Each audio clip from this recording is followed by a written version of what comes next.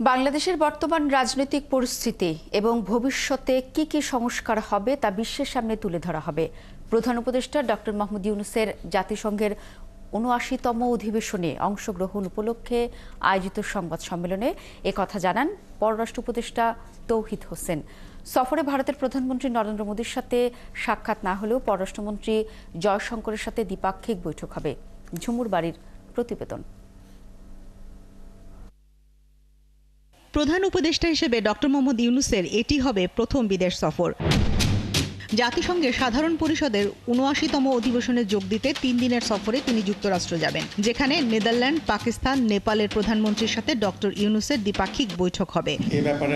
সংবাদ সম্মেলনে পররাষ্ট্র উপদেষ্টা বলেন, ভারতের সাথে বাংলাদেশের সম্পর্ক এখন টানাপোড়েনের মধ্যে রয়েছে। দুজনের উপস্থিতি নিউ ইয়র্কে একসাথে হচ্ছে না, কারণ জনাব মোদী একটু আগে চলে আসছেন আর আমাদের চিফ অ্যাডভাইজার একটু দেরিতে যাচ্ছেন, কাজেই তাদের ওখানে দেখা হওয়ার সম্ভাবনা নেই বলেই মনে হচ্ছে। জয়শঙ্করের সাথে আমার দেখা হওয়ার সম্ভাবনা আছে, মোটামুটি প্রায় নিশ্চিত।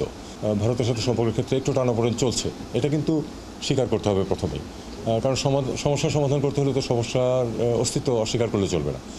আমরা অবশ্যই চেষ্টা করবো সেই টানাপোড়েন যাতে আমরা পেছনে ফেলতে পারি এবং একটি সম্পর্ক ওয়ার্কিং রিলেশন সৃষ্টি হয়। কিন্তু আমরা যেটা সবসময় বলে আসছি এবং সেটা হলো যে এটাকে অবশ্যই হতে হবে সার্বভৌম সমতার ভিত্তিতে এবং পারস্পরিক শ্রদ্ধাবোধের ভিত্তিতে।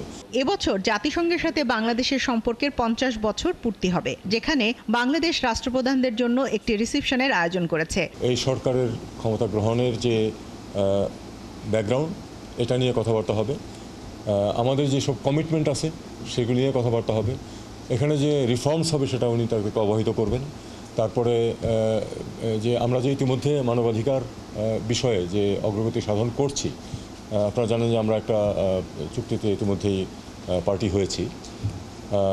এছাড়াও মানবাধিকার ইস্যুস নিয়ে কথাবার্তা হবে। আমরা একটা খোলামেলা পরিবেশে যেটা সৃষ্টি করতে যাচ্ছি দেশে বা সৃষ্টি করেছি, তাতে করে যে কেউ মানবাধিকার নিয়ে যে কোনো ইস্যুস তুলতে পারেন এখন, এবং সেগুলি যে সরকার যথেষ্ট গুরুত্বের সাথে এবং সেগুলি সমাধানে যে তৎপর থাকবে, এই কমিটমেন্ট উনি দিয়েছেন এবং দিতে থাকবেন। রোহিঙ্গা প্রসঙ্গেও বিশ্ববাসীকে আরও একবার সাবধান করতে বাংলাদেশ তার বক্তব্য উপস্থাপন করবে জাতিসংঘের এবারের অধিবেশনে। যারা এর অন্তরায় হবে এই সমস্যার সমাধানে, তাদের উপর ব্যাপক চাপ প্রয়োগ করতে হবে, এটা আমরা স্পষ্টভাবে তাদেরকে উল্লেখ করি।